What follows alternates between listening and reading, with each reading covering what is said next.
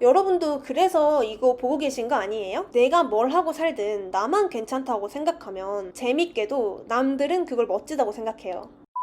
안녕하세요 여러분, 캐나다에 3년차 살고 있는 웬디입니다. 이번 영상도 그동안의 제 경험에 의한 그냥 웬디 피셜이니까 참고만 해주셨으면 좋겠고, 오늘도 저번 영상처럼 TMT 각이니까 좀 빨리빨리 말해볼게요. 전 영상에서 언급했듯이 제 의견은 그 속한 사회마다 나이에 대한 강박이 다 다른 것 같아요. 결론부터 말하면 캐나다는 그 나이에 대한 선입견, 그리고 주변에서 내 나이에 대해 왈가왈부한다거나 하는 것이 훨씬 그런 정도가 낮아요.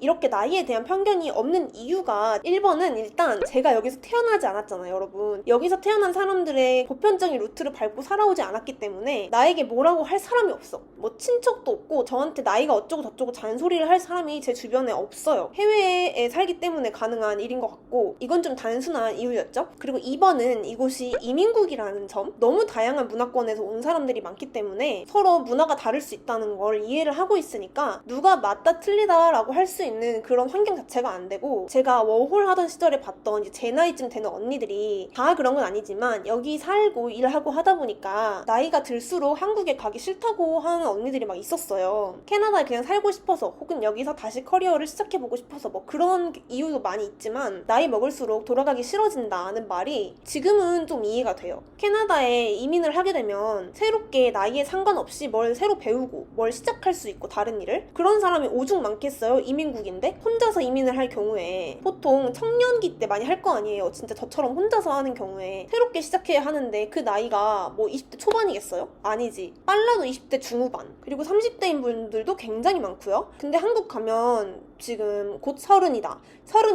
넘었다, 해외에 살다 온 만큼 뒤처졌다는 그런 생각이 들 것 같은 그런 생각이 드는 거지. 여기서는 그런 눈치 안 보고 그런 생각을 안 하고 뭔가를 계획할 수 있기 때문에, 그래서 조금 이해가 돼요, 그 말이. 3번은 여기도 그랬던 것은 아닐 수도 있다. 제가 뭐 여기 20년, 30년 전에 어땠는지 모르겠지만, 물론 라이언 씨는 뭐 옛날에도 자기 어렸을 때도 괜찮았었다고 하는데, 가끔 여기서 나이 많으신 분들은 되게 보수적인 가족관이나 보수적인 그런 직업관, 그런 걸 가지신 분들도 굉장히 많아요. 지금 여기 젊은 세대보다 아마 이전 뭐 심지어 그 이전 세대의 사람들은 어쩌면 좀 다른 보수적인 생각을 가졌을 수도 있을 것 같은데, 제가 생각할 때는 어떤 이유냐면, 서구권 같은 경우는 경제 안정기, 그리고 경제 침체까지 우리나라가 개발도상국일 때 왔을 거 아니에요. 이미 여기는 발달이 되어버린 곳이잖아. 캐나다도 우리나라 한국전쟁 할 때 여기서는 원조해줬던 곳이거든요. 이 경제 안정권에 더 빨리 도달한 나라이기 때문에 인생에 있어서 자유와 선택이 좀 더 다양해졌을 수밖에 없을 것 같아요. 그리고 안정기 다음에 침체기가 왔을 때는 젊은이들도 지금 우리나라 상황처럼 학벌이 좋아도 일자리 구하기가 힘들잖아. 그럼 젊은이들이 아무리 내가 막 대학교 졸업하고 정말 엘리트여도 뭐 먹고 살아야 되는데 직업에 대한 그런 귀천 이런 거 가리겠어요? 이제 그런 상황들이 계속 되다 보면 그 사람의 직업 때문에, 그 사람의 벌이 때문에 그 사람을 판단하는 게 불가능해지는 상황이 되잖아요. 그 상황이 계속 되어 왔기 때문에 이제 직업에 대한 편견이나 나이에 대한 편견이 조금씩 사라지지 않았을까, 뭐 그런 생각을 저는 했었고요. 좀 더 보수적인 이전 세대의 사람들은 역시 뭐 조금 다른 생각을 갖고 있기도 해요. 이제 80대, 90대이신 분들은 전쟁을 겪은 세대예요, 여기도. 그런 분들은 시대 부심, 나이 부심 이런 게 우리나라 이제 어르신들처럼 있다고 해요. 얼마 전에 몰에서 일하는 친구가, 그 시큐리티로 일을 하는 친구가 어떤 할머니가 주차장에 앉아있길래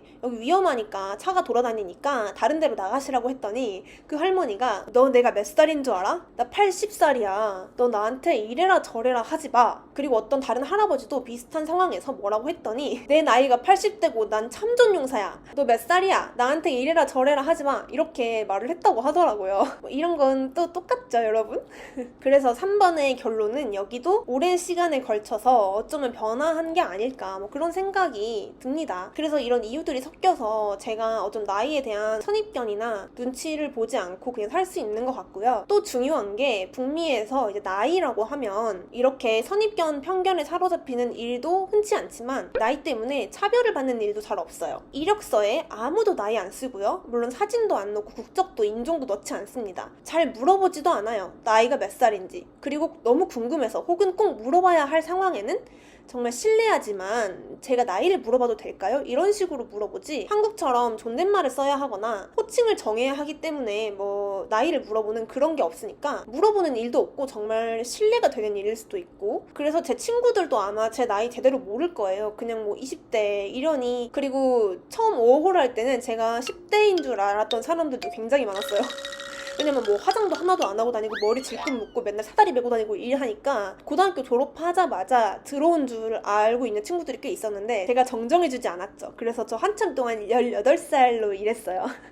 나이가 나보다 적건 나이가 나보다 많건 배울 점이 있고 어울릴 수 있는 그런 친구가 될 수가 있고 편견에 사로잡히지 않는 그런 대화가 가능한 것 같고 그리고 아시다시피 워홀을 해보셨거나 뭐 해외에서 일해본 경험이 있으신 분들은 아시겠지만 보스하고도 내가 일하는 곳에 보스하고도 친구가 됩니다. 친구를 먹어요. 물론 말이 잘 통하고 마음이 잘 맞으면 친구를 먹어서 같이 놀러 다니고 막 집에도 초대하고 막 해요. 나 한국에서 사장님하고 놀러 간다? 친구는 무슨 사장님은 사장님이지 무슨 친구야. 근데 여기는 진짜 신기하게 그렇게 친구가 된답니다. 내 보스한테 해야 할 말이 있을 때 편하게 하고 의견 표출을 자유롭게 하고 아프고 싶을 때도 편히 아프고 때려치고 싶을 때도 편히 때려치고 예 그렇습니다.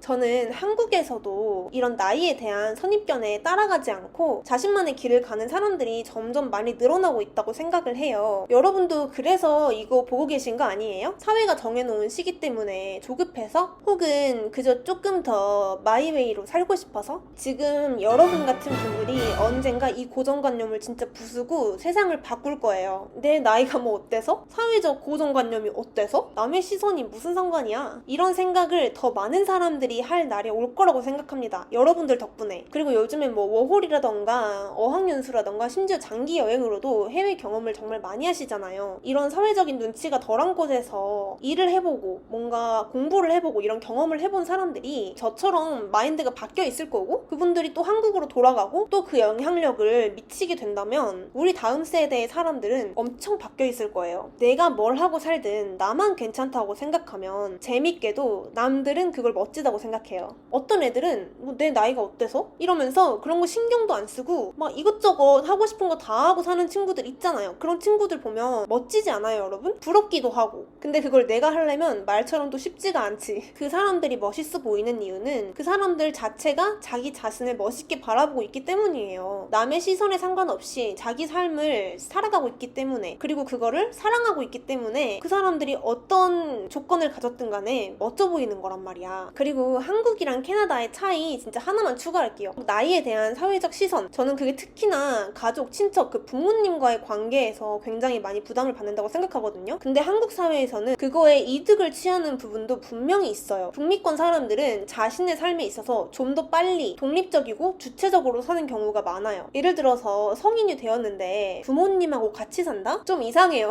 본인들도 빨리 독립을 하고 싶어하고 뭐 일부 요즘 세대들은 워낙에 렌트비도 비싸고 취직도 어렵고 하다 보니까 이제 좀 자리를 잡을 때까지는 부모님하고 같이 사는 경우들이 있기는 하지만 그렇게 좋게 보지 않아요, 사실. 어떻게 부모님이랑 계속 같이 살아? 그렇게 생각하는 사람들이 굉장히 많고 그렇기 때문에 아무것도 없을 때 그냥 이렇게 집에서 내던져져가지고 갑자기 인생을 경제적으로도 독립적으로 살아야 하는 그런 문화가 있단 말이죠. 그러다 보니까 이제 학생들이나 사회초년생들이 좀 저렴하게 살 수 있는 쉐어하우스 뭐 그런 가구들이 좀 발달해 있는 거고 그런 문화가. 그래서 캐나다도 뭔가 한국과는 좀 다르지만 또 여기만의 이런 나이에 대한 그런 시선이 또 있어요. 근데 한국은 어때요, 여러분? 성인이 되었어도 대학이나 뭐 직장을 다른 도시로 간다거나 뭐 다른 나라로 간다거나 하지 않는 이상 부모님이랑 같이 살고 부모님의 경제적 지원도 북미에 사는 애들보다는 훨씬 오랫동안 많이 받을 거예요, 분명. 저도 지금 갑자기 엄마한테 아빠한테 나 여기서 못 살겠어, 엄마랑 가서 집에 얹혀 살래 이러면 엄마가 야 다 커가지고 뭐 엄마랑 살겠다고? 오지마 이러겠어요?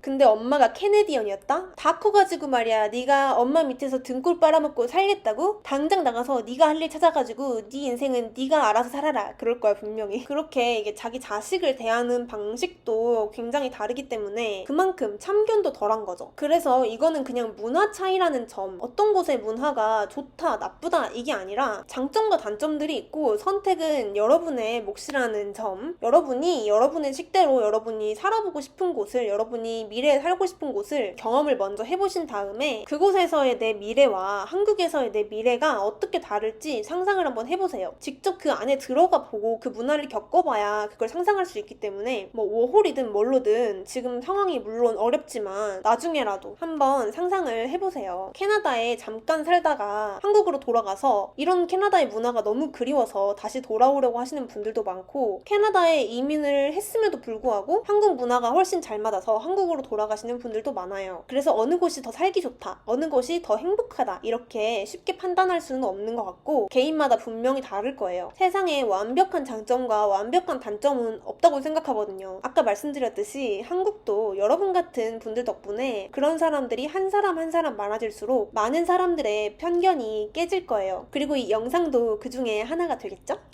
이 영상을 끝까지 잘 보셨다면 좋아요 한번 눌러주고 가시고요. 다들 몸과 마음이 건강한 하루 보내시길 바랍니다. 안녕.